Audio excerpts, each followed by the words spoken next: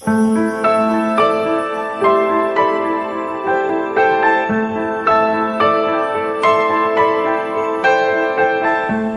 geral, meu ministério envolve um pouco mais a questão de família, questão dos relacionamentos, mas eu acho que eu vou fazer uma coisa, eu estava falando com o irmão Miguel, acho que eu vou fazer uma coisa um pouquinho diferente. Eu vou falar com os irmãos, eu vou começar falando com os irmãos sobre o funcionamento do ser humano, sobre como é que nós funcionamos, por que fazemos o que fazemos, do jeito que fazemos, da maneira que fazemos. As Escrituras nos dão muitas pistas sobre isso. Nenhum homem aqui que tem um mínimo de sensatez compra um carro novo e não tem uma noção básica do funcionamento dele. Sabe que tem um nível de quilômetros para trocar o óleo, e a gente respeita essas coisas. Então entendam a minha mente, para eu começar com os irmãos. Um pai é um ser humano, é uma pessoa. Uma mãe é um ser humano, é uma pessoa. Um filho é um ser humano, é uma pessoa. Um líder de uma localidade é um ser humano, é uma pessoa.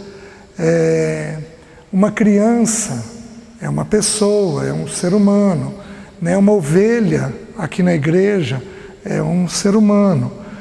E às vezes a gente, como pregador, a gente quer ajustar os relacionamentos sem dar uma clareza para os irmãos de como é que é o nosso funcionamento, como é que a gente funciona, por que a gente faz o que faz, do jeito que faz. Vocês estão entendendo? Por exemplo, vou dar um exemplo simples. Todo adolescente é desastrado. Por quê? Porque ele estica. E o cérebro leva meses para corrigir as novas medidas. Então, enquanto ele esticou em algumas poucas semanas, 2, 3 meses, o cérebro pode levar 1, 2 anos para se ajustar às novas medidas. Quanto pai não bronqueia com um filho adolescente porque ele apertou demais o irmão? Ele não tem noção, o cérebro não tem. Ele derrubou o copo na mesa de suco. Quantas vezes a gente reage mal por não ter uma noção adequada? Então, o que eu estou querendo fazer com os irmãos? Eu estou querendo estudar o básico para a gente iniciar. E aí, à medida que a gente evoluir, a gente então para e entra na questão do comportamento e do porquê a gente faz o que faz, como que a gente deve corrigir isso, a maneira de proceder, tudo bem? Então eu vou estudar com vocês, um estudo em Gênesis, está descrito aqui assim: no dia que o homem foi criado, segundo a sua espécie. O que eu quero estudar? Segundo a sua espécie. Eu quero dar uma olhadinha nisso com vocês, olhando nós, os seres humanos, tá bom? Abram, por favor, Gênesis, capítulo 1, versículo 11 e 12. Diz assim: E disse Deus: produz a terra relva, ervas que deem semente e árvores frutíferas, que deem frutos segundo a sua espécie, cuja semente esteja nele, sobre a terra, e assim se fez. A terra, pois, produziu relva, ervas que davam semente segundo a sua espécie, e árvores que davam fruto cuja semente estava nele, conforme a sua espécie. E viu Deus que isso era bom. Houve tarde e manhã, o terceiro dia. Queridos, vocês são de uma região rica em produção de alimento, de fruta. Cada espécie gera segundo a sua espécie. É uma regra que Deus criou. A genética pode melhorar algumas características, mas não pode mudar completamente a natureza. A genética não dá conta de fazer isso. Então, por exemplo, eles estão produzindo soja que tenha mais resistência à seca. Eles conseguem fazer isso, que produza um pouco menos, que tenha um pouco menos de necessidade de água. Isso é possível fazer. Mas você não pega uma semente de soja e faz ela produzir milho, porque não é segundo a espécie. Então, a primeira vez que eu me deparei com essa expressão foi num estudo teológico que um irmão muito querido estava dando, e eu nunca tinha me deparado com essa palavra. Tudo é uma questão de natureza. A natureza funciona assim. Quando você não sabe explicar o porquê que alguém faz do jeito que faz, o que você diz? O sujeito tem uma natureza difícil. Nós mesmos temos isso instalado dentro de nós. Então a Bíblia está mostrando que as plantas, elas funcionam segundo a sua espécie. E apesar de toda a mudança que tem, de todo o conhecimento que tem, você não tem possibilidade de transformar a natureza, a espécie que está dentro da pessoa. Questões comportamentais nós mexemos. Uma pessoa irritada pode deixar de ser, ainda que seja ímpio. Uma pessoa mal educada tem condições de ser bem educada, ainda que seja ímpio. Então o ser humano ele tem condições de trabalhar algumas características dentro dele, mas ele nunca vai deixar de ser um animal, um ser humano. Ele nunca vai deixar de ser o ser humano que ele é, né? Então nós temos que entender essa questão que Deus faz segundo a sua espécie, tá? Mas o texto avança. Quando você vai para o versículo 21, diz assim, nós passamos o 4º dia, aí no 5º dia, versículo 21 diz assim, criou, pois Deus, os grandes animais marinhos e todos os seres viventes que rastejam, os quais povoam as águas, segundo as suas espécies, e todas as aves segundo as suas espécies. E viu Deus que isso era bom. No 5º dia, Deus cria os peixes e as aves. Então, no 5º dia, nós não temos os animais criados no 5º dia. Os animais foram criados com o ser humano no 6º dia. No 5º dia foi criado os peixes e as aves, segundo a sua espécie. Um corvo faz o que um corvo faz. Ele não vai ser um gavião nunca. Uma lagartixa não vai virar jacaré. Apesar de ter o mesmo jeitinho. Você está entendendo? Na nossa região a gente brinca às vezes, quem nasceu para ser lagartixa não vai ser jacaré nunca. Por quê? Porque não é da mesma espécie. Então Deus criou dessa maneira. Então Deus criou a fêmea, criou o macho, criou cada pássaro de uma forma, com uma finalidade, para uma coisa. Então assim, Deus faz tudo pensado. Em tudo Deus tem propósito, nada é à toa. E a primeira coisa então que o texto bíblico está nos ensinando é que é segundo a sua espécie. Pois bem, mas no 6º dia, quando eu e você fomos criados, ali na figura de Adão e Eva, é repetida a mesma coisa. Diz assim, versículo 24. E disse também Deus, produz a terra seres viventes conforme a sua espécie, animais domésticos, répteis e animais selváticos, segundo a sua espécie. E assim se fez.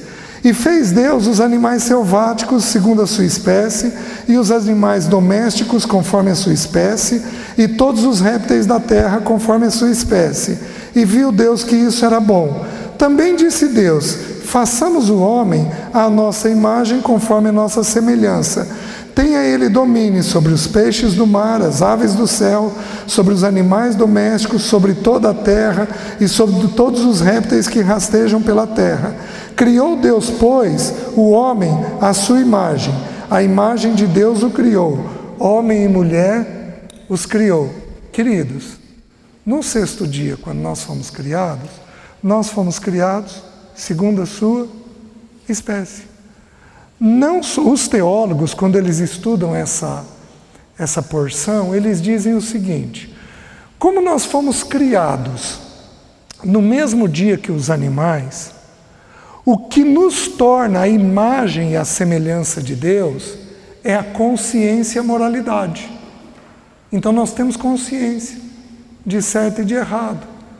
Então nós não fazemos coisas estúpidas ou graves. Então, por exemplo, um leão pode matar os filhotes de um outro leão, sem peso nenhum.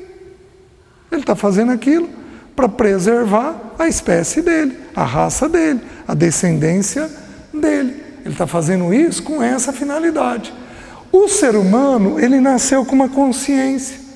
1 Coríntios nos ensina que Deus deu para todo ser humano uma consciência de certo e de errado. Como é que Deus vai julgar os índios do Brasil quando o Brasil não tinha sido descoberto? Eles não ouviram falar de Cristo. Como é que Deus vai fazer para julgá-los?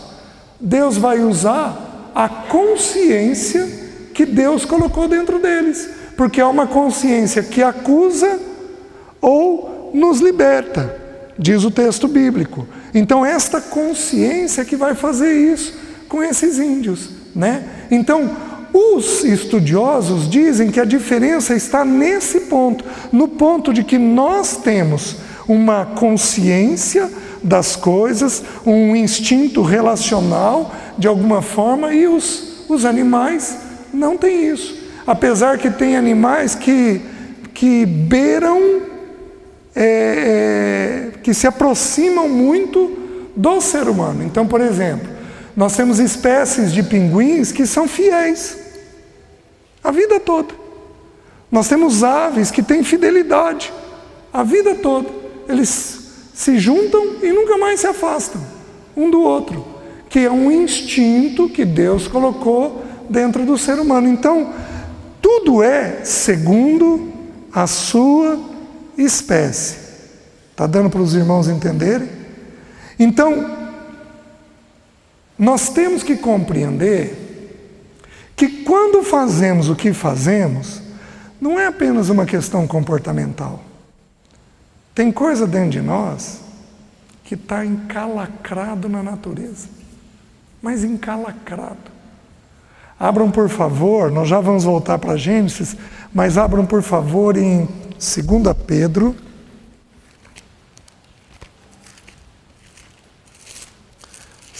Pedro, capítulo 2, versículo 22, diz assim, 2 Pedro 2, 22, diz assim: com eles aconteceu certo adágio verdadeiro, com eles aconteceu o que diz certo adágio verdadeiro: o cão voltou ao seu próprio vômito e a porca lavada voltou a revolver-se no lamaçal. Então o texto está dizendo que o porco voltou para o vômito, o cão voltou para o vômito e o porco voltou para o lamaçal. Queridos, pensa comigo, por que um porco vai para o lamaçal? Por que o porco não volta ao vômito? Ele é porco. A gente não ia estranhar. Mas por que ele não faz isso? Porque não é da natureza. Por que um cão late? Você vai falar, porque ele está inseguro, porque ele está alertando. Não, ele late porque é da natureza. Por que ele não vai grunhir como o porco faz? Porque não é da natureza. Tudo é uma questão da natureza que está dentro de nós. Então a natureza, ela tem um peso enorme na nossa conduta e na nossa ação. Ela reflete, ela é quem põe para fora por que fazemos determinadas coisas que fazemos. Eu vou mostrar, eu vou abrir agora. Nós temos 3 coisas, Gênesis 1, Gênesis 2 e Gênesis 3. Dali em diante, a história é contada em cima da natureza que esses 3 capítulos revelam para nós. Então, toda conduta, você pode sentar comigo e perguntar qualquer coisa sobre seu filho, sobre seu casamento, que se eu espremer com jeito, eu vou chegar em Gênesis 1, Gênesis 2 ou Gênesis 3. Eu vou chegar ali. Por quê? Porque como eu estou tentando explicar para os irmãos, o que é da natureza é diferente do que é comportamental. Os meus filhos diziam que eu era bravo. Mas qualquer pessoa da igreja dizia que eu era um poço de serenidade. Por quê? Porque fora eu vendi uma imagem. Mas dentro eu era o que a minha natureza revelava que eu era. Vocês estão me entendendo? Em geral, a gente é o que a gente é dentro da nossa casa. Ali é que é refletido o que de fato está dentro da gente, né?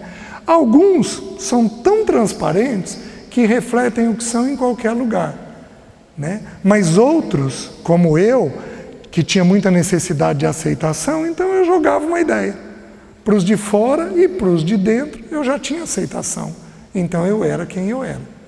Então assim, o que eu quero ver com vocês? Essa questão do que está dentro de nós, certo? Primeiro ponto, Gênesis 1. Gênesis 1, 26. O texto bíblico diz assim: volta lá, Gênesis 1, 26, por favor. Façamos o homem conforme a nossa imagem, segundo a nossa semelhança. Domine ele sobre os peixes, os animais e as aves dos céus. Tá? Então, façamos o homem conforme a nossa imagem, segundo a nossa semelhança. O ser humano retrata quem Deus é. Mas ele retrata em quê? Como eu falei para os irmãos, os teólogos vão dizer que retrata na moralidade e na consciência. Mas, meus queridos, eu vou dar uma aprofundada no texto, tá? Os teólogos estão certos no que eles estão dizendo, mas eu vou olhar o texto de uma perspectiva relacional, de funcionamento do ser humano. O texto bíblico diz assim: façamos. Quantos estão fazendo, se está no plural? Deus Pai, Deus Filho e Deus Espírito. Primeira coisa que o ser humano retrata a Deus: o ser humano foi criado para relacionamento. O ser humano foi criado para relacionamento. Primeiro com Deus, depois uns com os outros. Está na nossa natureza. Sem o pecado, seria tudo perfeito. Mas com o pecado, vocês querem ver como é que fica? Vem aqui um pouquinho. Você está aqui perto, irmão? O pecado distorceu a gente. Então, com o pecado, meu irmão, mas que saudade! Ai, que bom te ver, como eu te amo, que saudade! Exagerado. Obrigado. Aliás, mas tem gente que vira e diz, digamos que eu vou dar um abraço. Tudo bem? Tudo bem. Por que um é assim e o outro é assim? Porque o pecado distorceu essa perna do relacionamento dentro de nós. O pecado estragou o que seria perfeito e santo. Nascemos estragados. Por isso que tem criança que te cumprimenta assim, quando te cumprimenta, e aí fecha e não dá conta. E já tem outras que vêm, que correm, que abraçam, e se brincar chama de papai ou mamãe. Vocês estão entendendo? Por que isso dentro de nós? Porque, em primeiro lugar, fomos criados para relacionamento. Então imagina que o César, quem o César é, a identidade do César é construída em cima de duas pernas. A primeira nós já levantamos, façamos. Está dentro da nossa natureza o relacionamento. Você está entendendo? O autismo, que é uma coisa bem falada hoje. Então a pessoa, o autista em geral não cruza o olhar, se for um autismo grave. Ele não vai nem cruzar o olhar. Ele não dá conta de toque, de abraço, ele não consegue fazer isso daí. Isso daí é um caso extremo do que o pecado fez. Quer dizer que é uma questão pecaminosa do autista? Claro que não. Isso em geral está ligado ao funcionamento do cérebro. Não tem nada de pecaminoso nisso daqui. Há alguma coisa, não se sabe se é exógena, endógena, se é de dentro, se é de fora, não se sabe o porquê que é, mas o ser humano nasce com essa dificuldade. Tem algumas crianças que têm fobia social. Não conseguem sair do quarto, não conseguem fazer coisas, não conseguem cumprimentar pessoas, ficam enterradas nos jogos o tempo inteiro, virou uma praga isso hoje. Por quê? Porque esta perna está refletindo esse problema. Os irmãos estão me entendendo? Queridos, o que eu estou falando é altamente espiritual. Porque quando a gente para e olha Jesus, Jesus tinha uma perfeição nessas duas pernas. Então a primeira perna, a perna do relacionamento, segundo a sua espécie, todo ser humano foi criado para se relacionar, mas o pecado fez a gente nascer de alguma forma estragado nisso, tá? Segunda perna, o texto bíblico diz assim: domine ele sobre os peixes, os animais e as aves. Segunda perna, trabalho. Todo ser humano foi criado para o trabalho, goste ou não. Todo ser humano foi criado para o trabalho. Então todo ser humano tem que ter um sentido nessa vida. Ou eu faço isso daqui bem feito, eu gosto de fazer isso, eu ajudo tal pessoa, tal empresa, à medida que eu faço isso daqui. Então esta é a segunda perna que está dentro da nossa natureza. Alguns nascem com a perna do trabalho ligada à preguiça. Essa é a pergunta que vale $1 milhão. Se alguém souber como trabalhar um preguiçoso depois dos 30 anos, eu tô querendo saber, viu? Depois dos 30, porque antes é possível, né? É igual o insensato, como corrigir depois dos 30 anos, porque parece que calcifica dentro da pessoa. Então, essas duas pernas estão dentro de todo ser humano. A perna do relacionamento dá uma coisa chamada segurança. A perna do trabalho dá uma coisa chamada significado. Então eu tenho um sentido nessa vida, um significado nessa vida, à medida que eu vou me descobrindo como trabalhador. Qual é a prova bíblica do que eu estou falando para vocês? Deixa eu dar alguns textos que provam para vocês o que eu estou falando. Mesmo em Gênesis, você discorre no texto, você vai chegar ali pelo versículo 20, 21, o Senhor vira para Adão e Eva e diz assim: dominem a terra e comam do melhor dela. Tinha trabalho em Gênesis 1? Tinha. Não tinha cardos e abrolhos, mas tinha trabalho. Eles tinham que governar a terra. Ou vocês acham que eles iam fazer isso daqui e o fruto ia estar na mão dele e ele ia comer? Deus não ia dar a ordem para comer o melhor da terra se ele não tivesse que levantar a mão, pegar um fruto, comer daquele fruto. Então, o trabalho seria uma coisa natural, sem o suor do rosto, sem os cardos e abrolhos, sem o peso que veio lá em Gênesis 3. Então, você quer ver uma outra prova bíblica? Jesus era filho. Relacionamento. Mas Jesus também era servo. Trabalho. Em João 5 ele diz assim: meu pai trabalha até agora, e eu trabalho também. Porque o ser humano foi criado para o trabalho. Gente, essa geração que está vindo, tem muitas crianças aqui, essa geração que está vindo vai ser uma geração complicada. Por quê? Porque é uma geração que não tem que fazer esforço.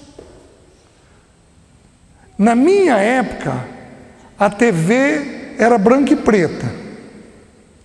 E para funcionar bem, você tinha que pegar um bombril e colocar na antena, você tinha que pegar um garfo e colocar lá na antena para ver se cortava a estática, se melhorava um pouquinho o sinal. Então você tinha que levantar, algumas vezes você ia lá na TV, ajeitava e ficava segurando e olhando. Quem viveu essa época aqui?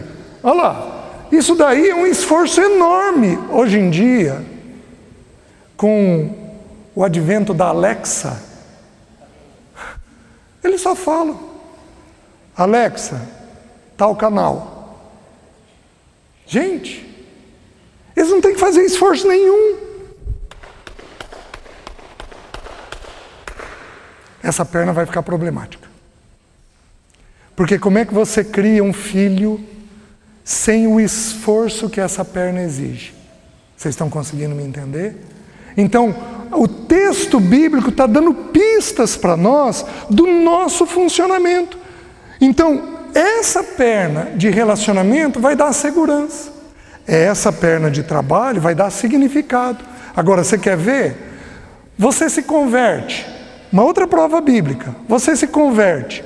Imediatamente você é feito filho de Deus. Mas a todos quantos o receberam, deles o poder de serem feitos filhos. Aqui. Certo? Porém, você nasce de novo, o Espírito Santo vem sobre você, te batiza com pelo menos um dom: serviço. Vocês estão vendo as pernas compridas? Vocês estão vendo a nossa natureza? Então, meus queridos, vocês vão ter que... Nós temos que entender esse funcionamento nosso para a gente conseguir trabalhar os nossos. Trabalhar os nossos, né? Tudo que a gente quer é mudar o comportamento dos nossos. Se você tem um filho mais seco, você quer que ele seja mais afetivo, aí você briga com ele. Mas não adianta querer mudar o comportamento se não mudar o entendimento. É o entendimento quem tem que ver aquilo que está acontecendo. Vocês estão me entendendo? Eu pego muitas mulheres casadas que dizem assim: César, saber de uma coisa? Não vou me entregar para o meu marido, não. Entregar não sexualmente, entregar afetivamente. Não vou não. Mas querida, é um princípio bíblico. César, sabe por quê? E se ele me deixar? E se ele me trair? E se ele me abandonar? Então, para não ter o risco da dor, fazem o quê? Não vivem essa perna do relacionamento. Vocês estão me entendendo? Então, qualquer uma das duas pernas pode ser um problema. Então, tem gente que é extremamente trabalhador e é um saci. Não tem a perna do relacionamento. Tem gente que é extremamente relacional, mas não tem a perna do trabalho. Tem gente que tem as duas pernas mirradas. Ele faz um esforço em tudo. Vocês estão me entendendo?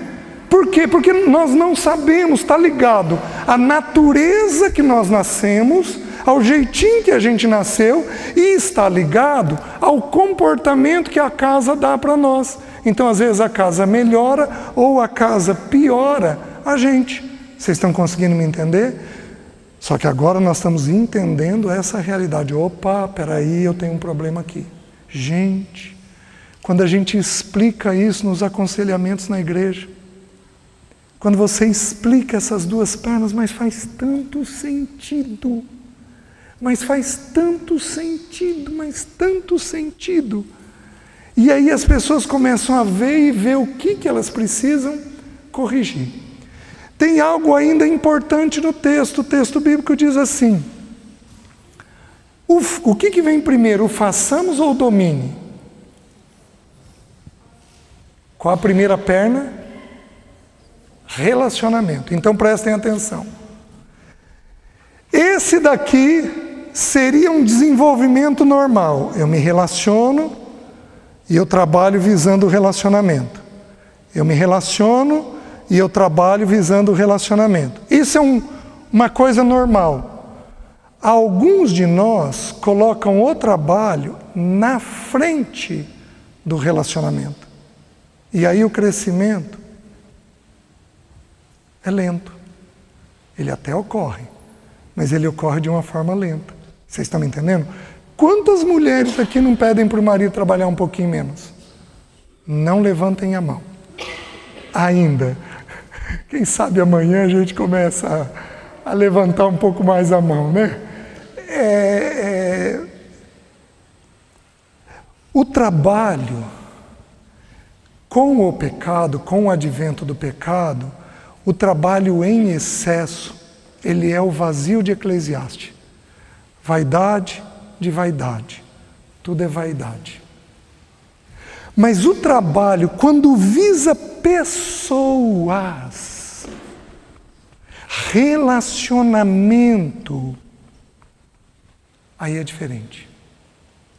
Então aí ele tem um sentido, porque a única coisa que é eterna nesta terra é gente. Pensa comigo, gente. Isso daqui vai pegar fogo.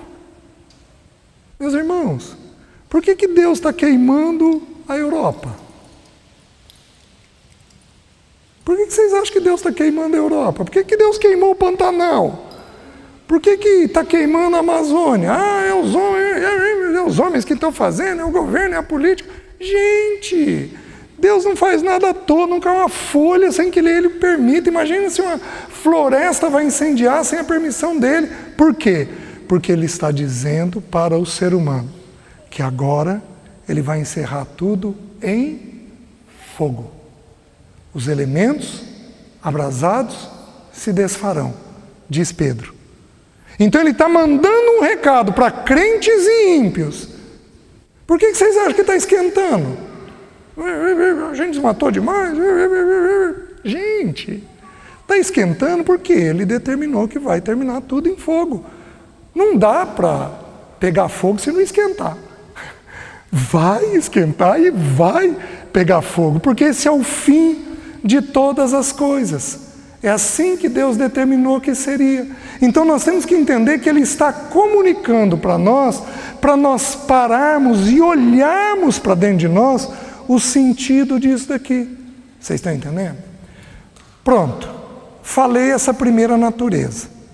Mas agora eu preciso trabalhar um pouquinho mais com vocês a respeito disso daqui, tá? Mas essa é a primeira natureza que temos. Por que Deus criou Adão e Eva? Para a sua própria glória. Qual é o propósito do Senhor? Porque Deus não tinha necessidade de nada. Então o irmão Stephen, que faleceu agora há uns 2, 3 meses aí talvez, o irmão Stephen, ele diz algo curioso. Ele estuda 1 Coríntios e ele estuda aquele versículo de 1 Coríntios 1:9, quando diz assim: fiel é Deus, o qual fostes chamados à comunhão de seu Filho Jesus Cristo, nosso Senhor. E ele estuda esse versículo. E ele diz o que eu vou falar agora para os irmãos. Ele diz o seguinte, que na eternidade, Pai, Filho e Espírito estavam reunidos e falaram assim entre si: vamos colocar um quarto elemento nessa comunhão? Mas vamos. Vamos colocar um quarto elemento para ele ter a mesma comunhão que nós temos entre nós? Vamos, que é a glória dele, transmitir para esse quarto elemento a glória dele. Vamos. Mas a palavra comunhão significa ter algo em comum. Então, o homem e a mulher precisariam ter algo em comum. O que a Trindade tinha que o ser humano não tinha? Ele foi criado à imagem e à semelhança, façamos, domine. Mas o que faltava para ele poder participar daquela bendita comunhão? Faltava a vida. Por isso Deus plantou no Éden a árvore da...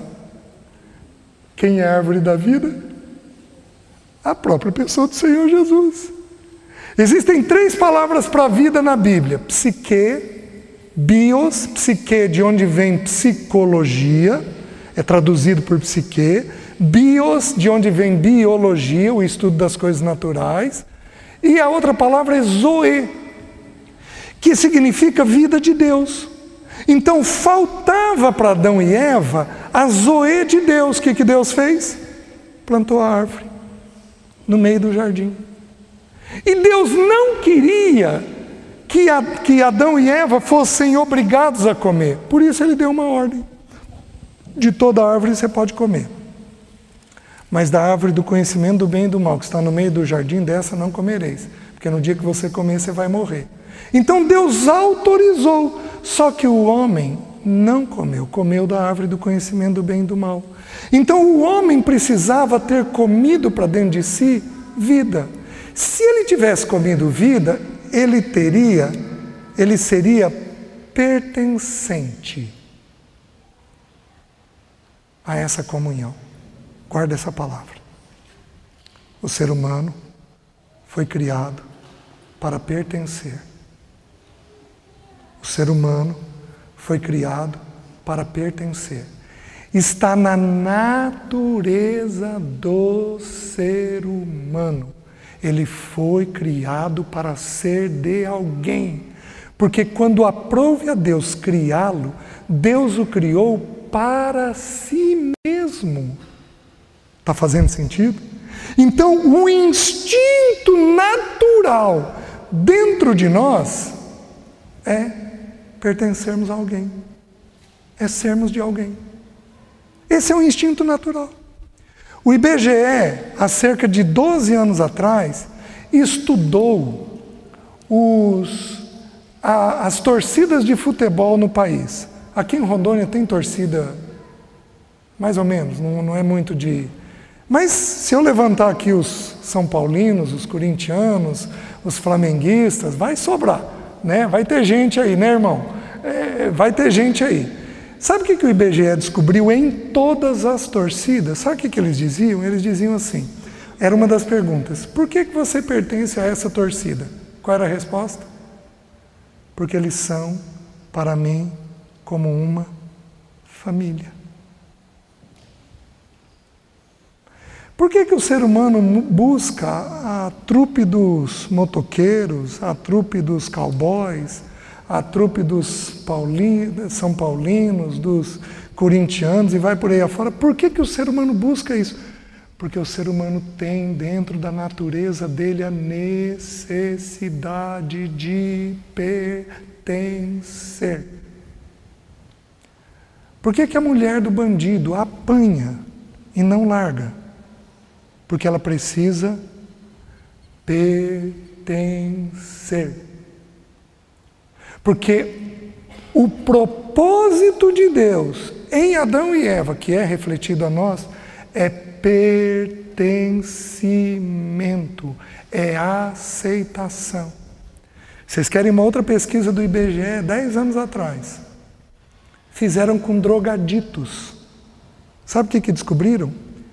Que as famílias que comem na mesa junto com os filhos têm incidência quase zero de drogadição. Você corrige um problemaço como é o das drogas, fazendo o quê? Colocando ele na mesa, teu filho na mesa. Aliás, a Bíblia é a Bíblia. Porque o Salmo 128 diz o quê? Teus filhos ao redor de tua mesa. serão como rebentos da oliveira. Meus queridos, a Bíblia dá todas as pistas. É só a gente cavucando, garimpando, que a gente vai descobrindo aquilo que é necessário. Então o ser humano tem o instinto de pertencer através dessas duas pernas. Por que que alguns vão pertencer a gente? Aquela coisa excessiva, pertencimento. E por que alguns vão pertencer ao trabalho? Porque busca pertencimento através do quê? Do trabalho. Porque no trabalho tem muito elogio. Nossa, que bem feito, obrigado, vou te dar um aumento. Nossa, a gente não conseguiria se não fosse isso. Está dentro da gente. Dá uma paradinha. Vamos aplicar esses princípios que eu estou ensinando na educação de filhos. Vamos aplicar o princípio que eu estou ensinando no casamento. Se tem necessidade de pertencimento, quando foi a última vez que você virou para a tua esposa e falou: querida, obrigado pela comida, estava uma delícia. Quando foi a última vez que você fez isso? Porque se você faz, o que acontece com a pessoa? Se liga a você. Olha que bobagem. Por isso que Mateus 25 diz assim: servo bom e fiel, foste fiel no pouco, sobre o monte te colocarei, entra no gozo do teu Senhor. Gente, aquilo é uma bomba de pertencimento. Imagina teu pai falando isso para você. Ê, moleque, mas filho do papai mesmo, hein? Vem cá, menino, olha que coisa boa que você fez. Gente, isso faz o quê? Gruda, porque o ser humano tem necessidade de pertencer. Está na natureza. Não adianta você lutar contra. O que nós temos é que conduzir de forma saudável esse tema. Os irmãos estão conseguindo entender? Aplica isso na educação de filhos. Está entendendo? A mulher, aplica num homem que é um pouquinho mais sensível. Você vira para o homem, chega nele e diz assim: ai, querido, a gola dessa camisa não está legal. Tá boa, viu, irmã? Mas a gola dessa camisa não está legal. Ó você fazendo isso daqui nele. Ai, troca essa camisa, você vai ficar melhor. Põe aquela, você fica tão lindo com aquela. Te amo, te quero, te desejo. Põe uma mulher fazendo isso. Como é que o homem se sente? Pertencendo. Se ele for mais seco, vai dentro da secura dele, até ele desarmando. Então o ser humano tem a necessidade de pertencer, gostemos ou não. Eu vou trocar pertencimento por uma outra expressão. Eu vou trocar a palavra pertencimento pela palavra aceitação. Quando eu aceito plenamente o outro, ele se sente pertencendo. Fez sentido? Valendo um chocolate. Quem que me diz qual palavra na Bíblia que expressa aceitação? Vocês vão saber, claro que vão. Dou-lhe uma, dou-lhe duas, dou-lhe três. Pronto, perderam a chance. Alguém sabe? Qual é a palavra na Bíblia que expressa aceitação?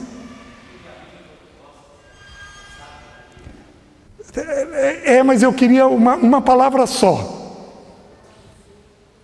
Não. Sabe qual é a palavra? Graça. Sabe o que graça significa? Aceitação. Literalmente. Graça significa aceitação. Se a gente tiver tempo, nós vamos estudar um pouquinho essa palavra para os irmãos entenderem isso. Então, quando eu dou para os meus graça, eles fazem o quê? Unem. Mas se você não der graça, se você não der pertencimento, não der aceitação, gente, não tem jeito. Não tem o que fazer. Os irmãos estão conseguindo entender?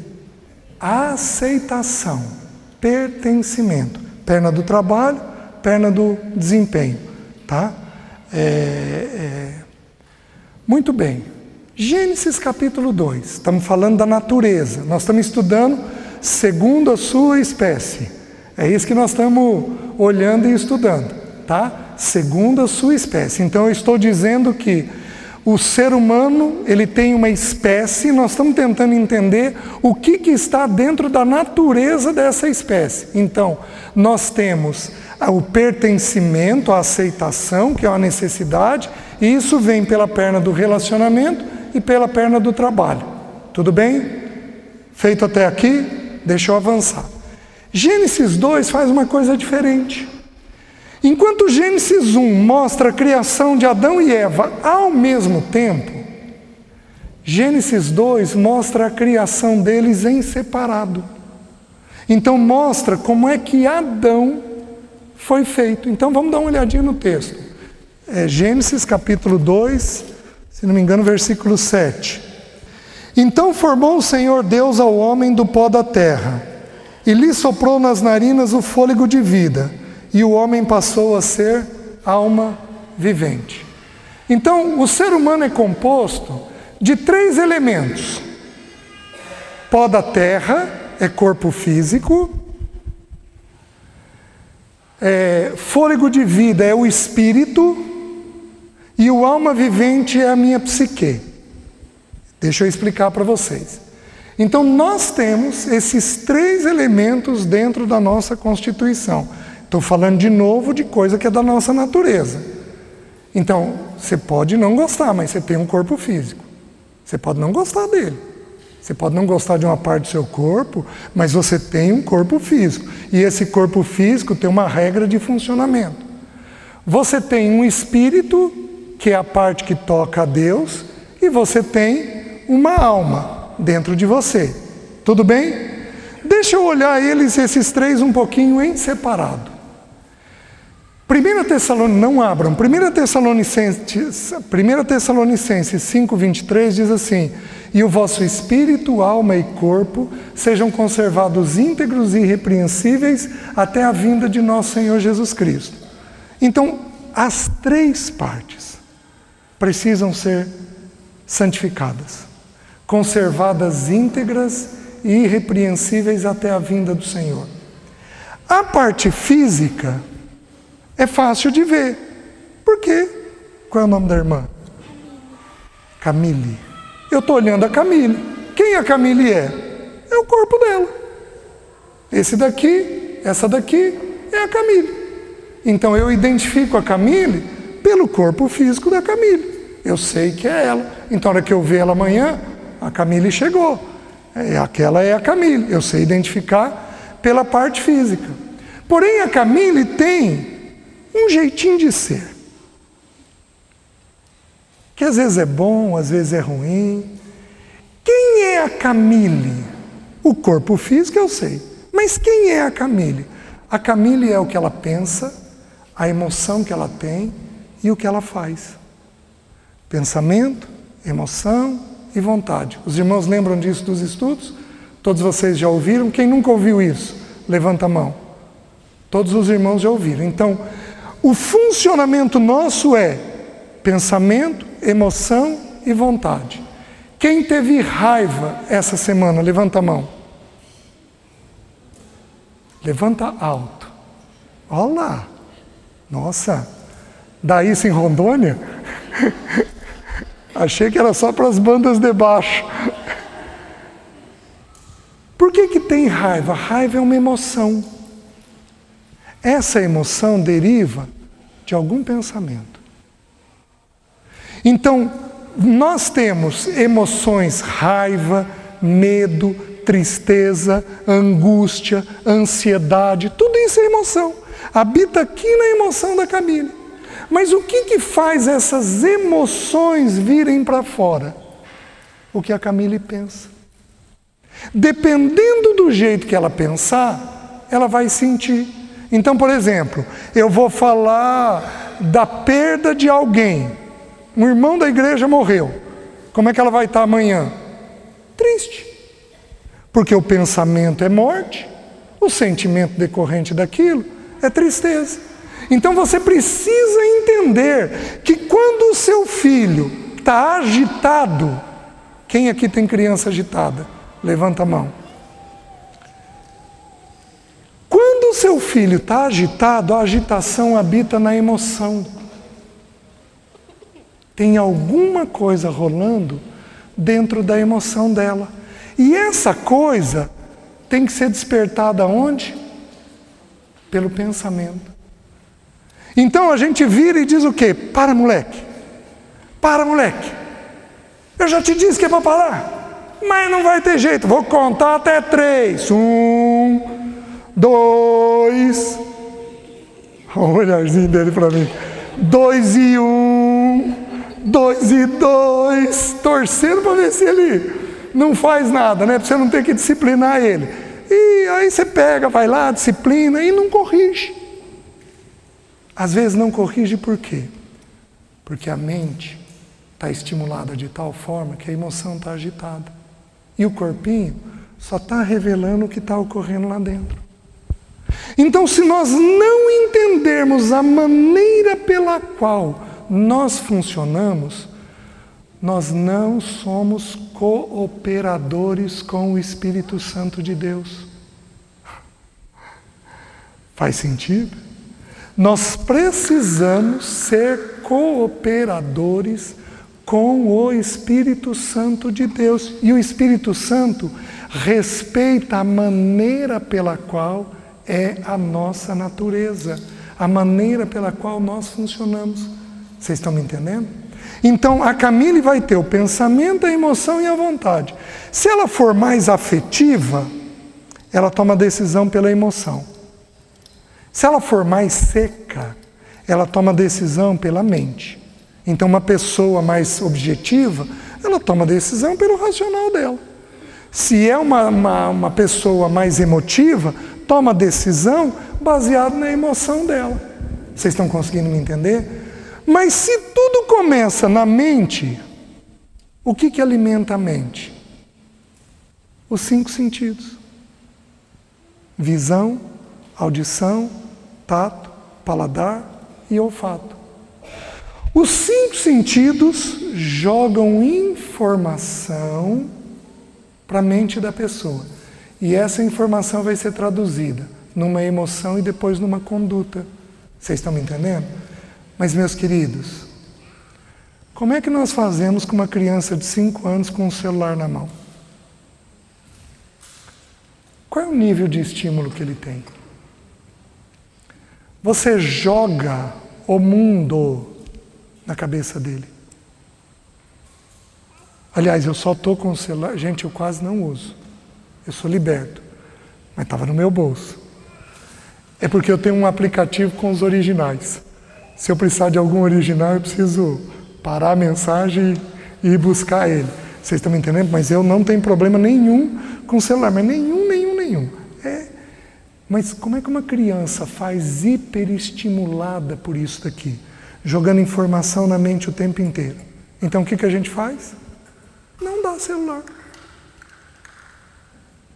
Mas para você não dar o celular, o que você vai ter que fazer com o teu celular? Diminuir o teu uso. Ô César, mas eu trabalho. Mas você trabalha à noite? Então dá para chegar em casa, se você não trabalhar à noite, e guardar ele. Para não ter estímulo. Dá para tirar os aplicativos e vai por aí afora. Então, a gente depois, se chegar nas questões práticas, a gente conversa sobre isso. Mas você hiperestimulando o cérebro, não tem jeito de resolver. Por quê? Porque eu já sei que o corpo é uma antena que recebe informação para a mente. E que através dessa informação eu vou sentir e eu vou decidir como agir. Vocês estão me entendendo? Queridos, tem criança que tem 50 anteninhas na cabeça dela. Gente, tem criança que é ligada. Tem criança que é antenado. Mas é ligado. E se a gente não cuidar, a gente perde a formação dos nossos filhos por causa desse estímulo, desse excesso de estímulo. Vocês estão conseguindo me entender? Então, segunda coisa do funcionamento, nós temos uma alma e nós temos um corpo físico. E o espírito? Meus queridos, o espírito é a parte que toca a Deus. O espírito é imaterial. A Camila tem um espírito. Só que eu não vejo. E é interessante porque tem texto bíblico, porque aqui diz assim: e formou o Senhor Deus ao homem do pó da terra, e soprou nele o fôlego de vida, e ele se tornou alma vivente. Qual é a ordem? Corpo, espírito e alma. É interessante que tem texto bíblico que diz que o espírito saiu e a pessoa morreu. Porque a gente pensa o quê? O corpo morre e o espírito sobe. Mas nós temos textos bíblicos que nos sugerem que Deus chama o espírito para ele de volta. E o espírito torna a Deus que o deu e o corpo torna o pó. Vocês estão entendendo? Diz o texto de Eclesiastes. Então a gente vai entendendo pela ordem esse funcionamento que eu só tenho um jeito de eu morrer. Se Deus hoje recolheu o meu espírito. Ô César, estranho, hein? E o infarto que você morreu? E a veia entupida? É verdade, Deus usou tudo isso. Mas Deus chama o espírito para então partirmos para o Senhor. Então nós temos esses três elementos dentro de nós. Qual é a única parte que é eterna?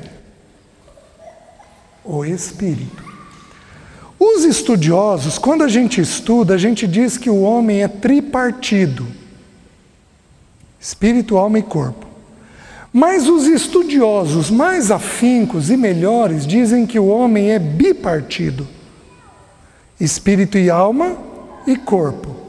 Por que que eles dizem isso? Eles dizem isso porque quando você estuda a palavra alma e espírito no original, a função deles se mistura.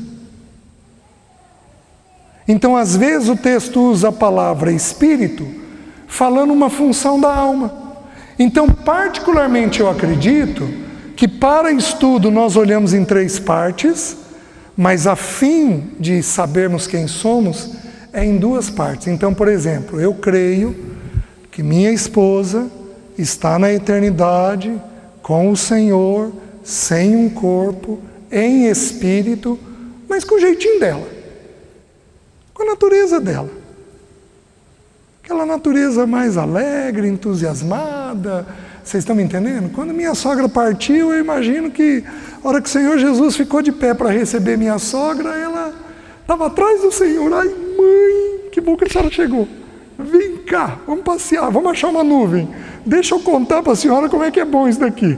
Esse jeitinho dela, que era a psique dela, particularmente eu acredito que está na eternidade. Agora, sem pecado, santo, de um jeito correto. Vocês estão me entendendo? Então, segunda natureza que nós temos que entender dentro de nós: o corpo físico joga informação para a alma.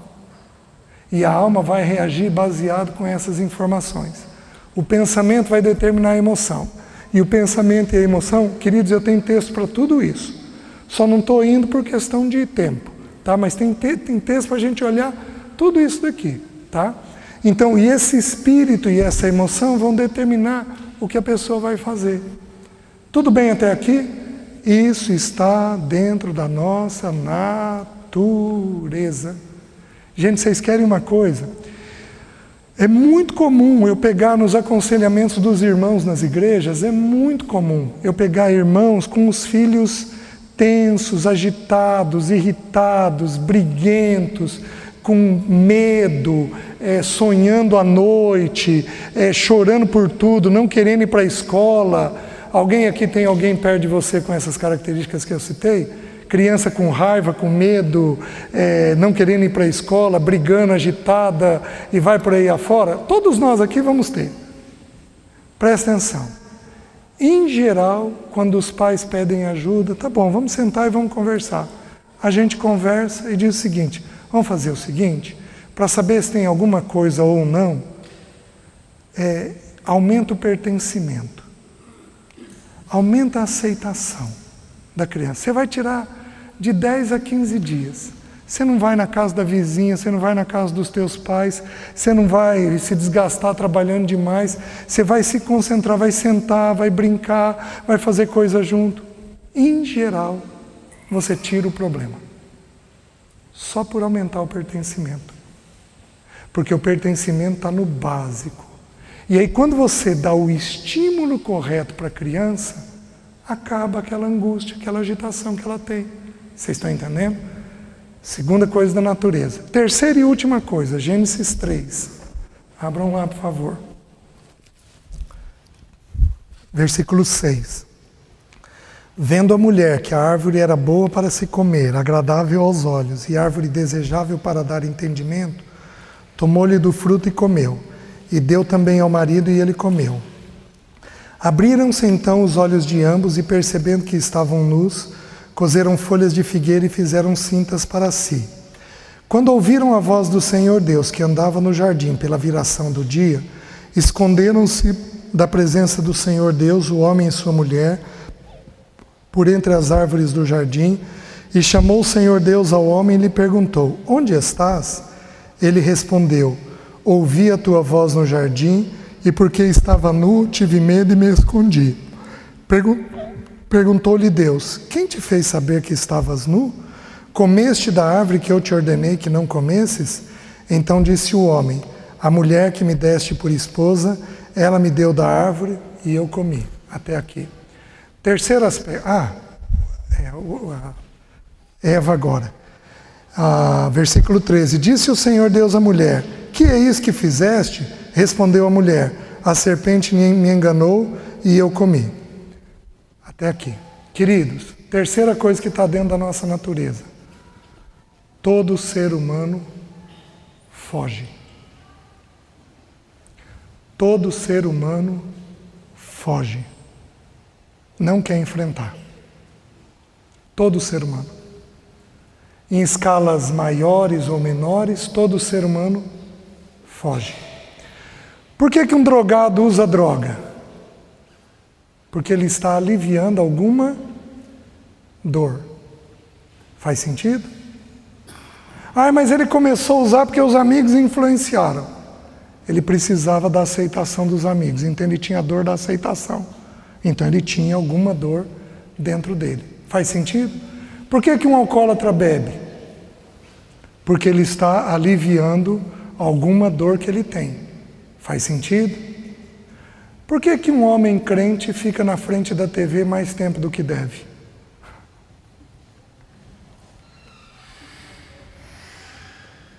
Por quê?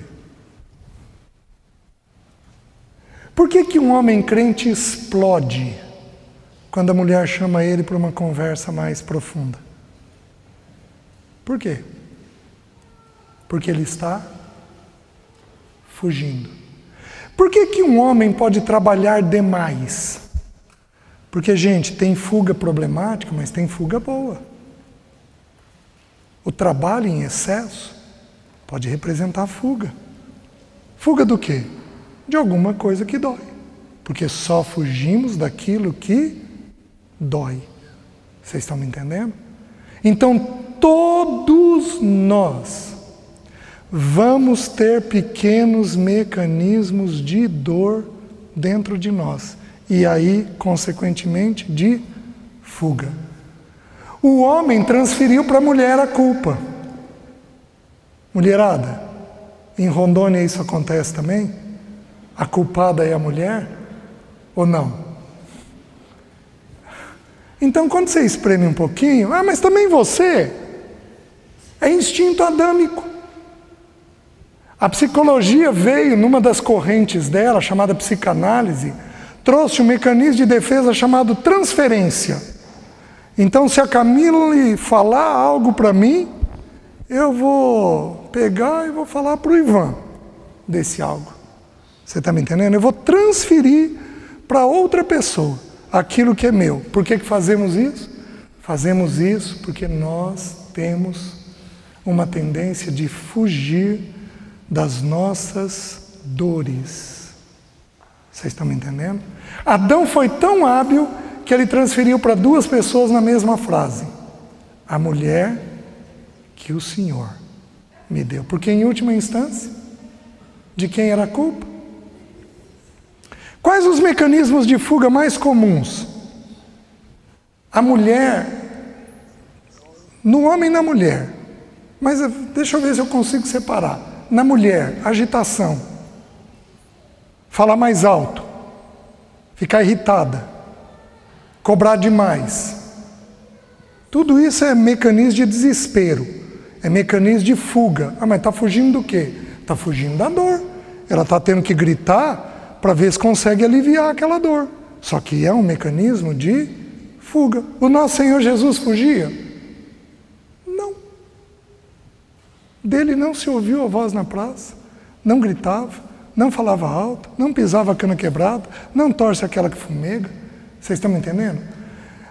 Outro mecanismo de fuga das mulheres: limpeza, organização.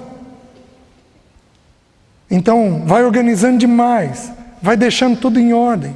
Outro mecanismo de fuga das mulheres: distância, evita contato, evita proximidade. É muito comum em mulher ter isso, para evitar alguma dor. São os mecanismos que todos nós desenvolvemos para aliviar as dores que nós temos. Todos nós temos isso. Vocês estão me entendendo? Qual os mecanismos mais comuns do homem? Explodir.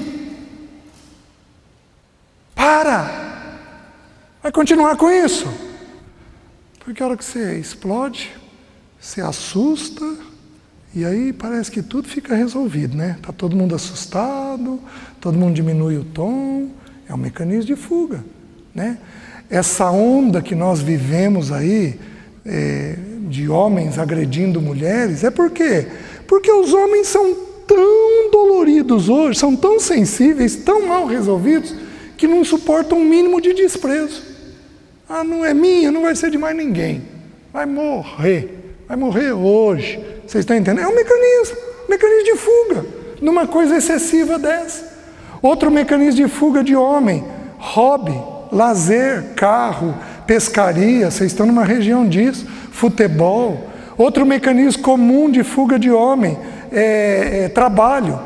Trabalhar mais do que deve, né? Alguns homens são avarentos. Tem um mecanismo de fuga pela avareza. Pode faltar, pode faltar, pode faltar. Não, a gente tem que ser... Tenta vender uma ideia. A gente tem que ser prudente. Vamos guardar, vamos guardar, vamos guardar. Mas faz isso em excesso. Meus queridos, tudo isso é mecanismo de fuga. Vocês querem ver um mecanismo comum? Mas aí, estou quase encerrando, então eu vou perguntar. Tá?